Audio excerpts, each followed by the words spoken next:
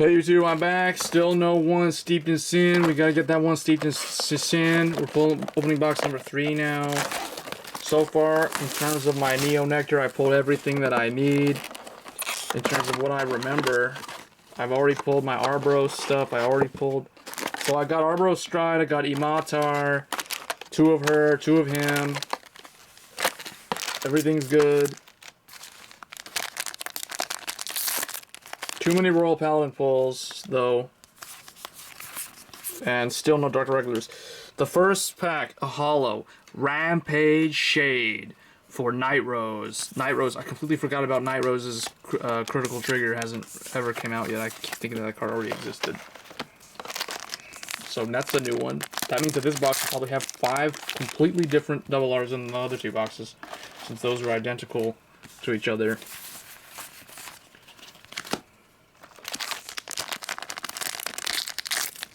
So we really need that one steeped in sin. Oh my gosh, what is this? I don't even know what this is. It's an SP. Prehistoric Regalia. Oh look, it's the Prehistoric Minerva. So now we don't need to run Minerva anymore. We can run this instead and just run Yggdrasil and Angelica the Break Ride, because Yggdrasil on Break Ride is really scary.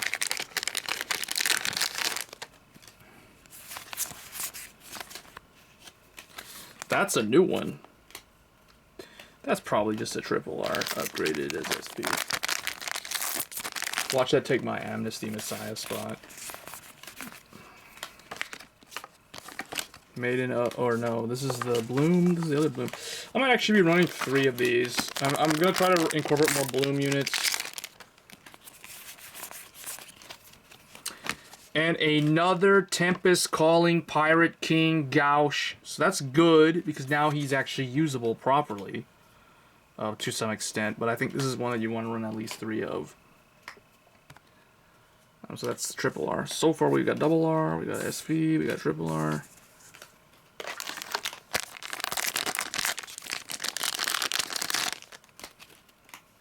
Well, I finally get to upgrade my Regalia deck. So for me, I think Genesis is probably going to be the one that changes a lot. The others won't change as much.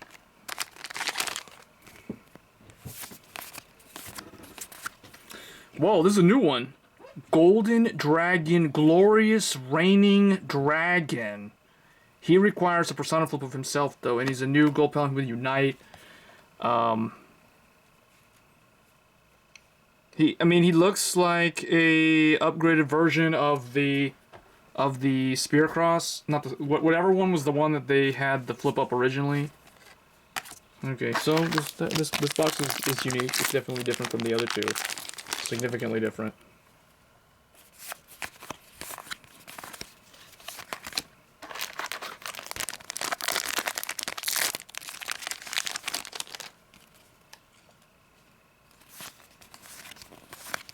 Man, that's a lot of holes in a row.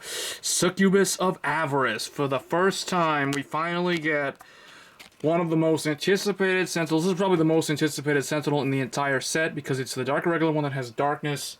Everyone was wondering why this card didn't come out earlier, back when Dark Regulars got cards the last time they got cards. But I guess they didn't want to give them keywords. But yeah, this is really good.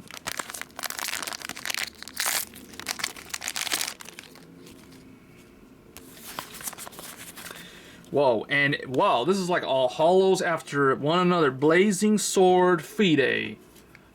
Fides. Now he is the same as Imatar. That was my last triple R spot. Now we need some GR.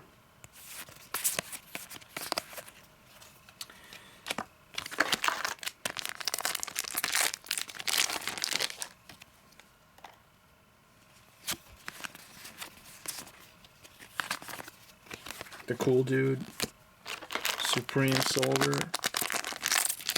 I wonder if they mean Supreme Soldier. Oh, he's a captain.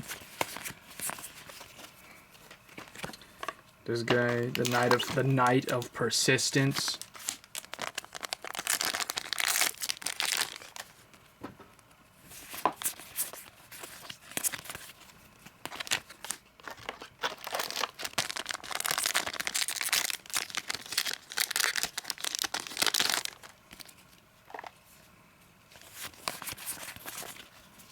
Whoa. This is a new one, another new one. Flower Princess of Autumn Scenery Verna. So this is the new G-Guardian for the Neo Nectar.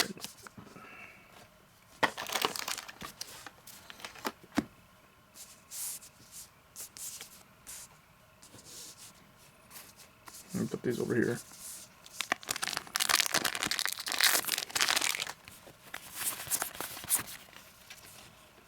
Whoa. This is Arbros. Quintawall. Why do you have to make them Quintawall? Why don't they just make them perfect guys for the dude and have additional effects if people want to play that sub-clan? I think that's what they should do, not just make all these random Quintawalls. I mean, Arbros doesn't even have a Legion. Why would you make Quintawalls?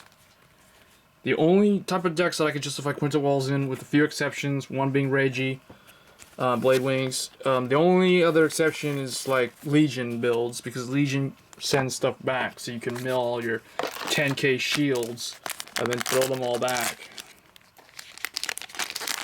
So you deck thin in a way, because you're not going to put back your grade 1 and 2s. You're going to keep those gone. You're just going to put back your 0, so you deck thin. So that's in that regard, Quintawalls are somewhat justified.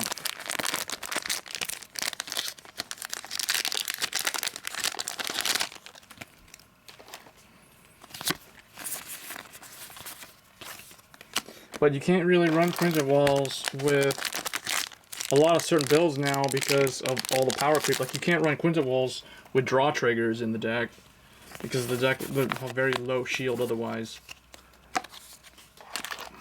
I don't know what it is with them printing so many Quintawalls this time around.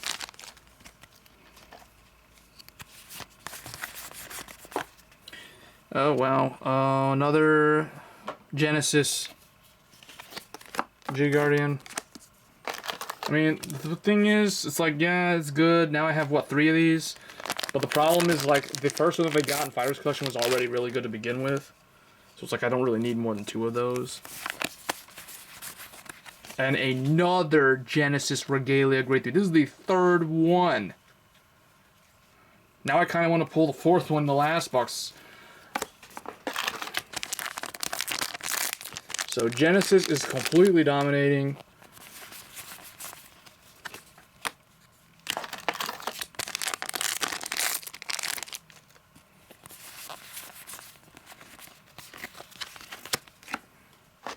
I think that's all the holos.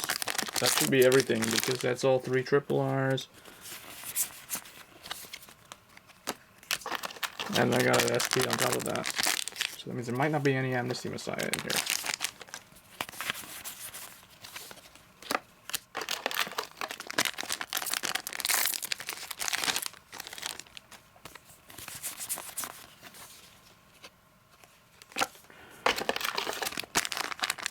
And this is the last one.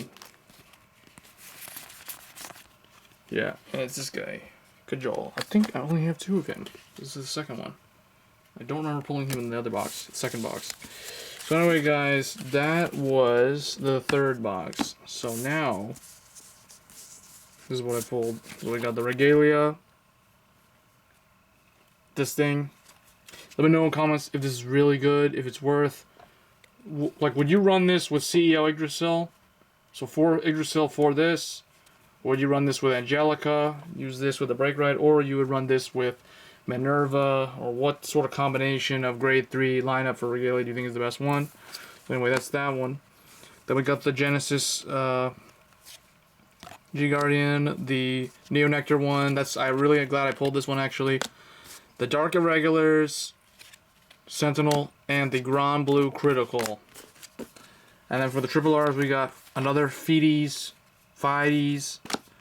another Raining Dragon, and another Gauche. So the Gauche was another one. So really, this was the only new one. And of course, we got the Prehistoric Regalia So lots of Genesis stuff. It seems like I meant to play Genesis this time around. So anyway, guys, that's it for this video, and I'll see you in the last unboxing.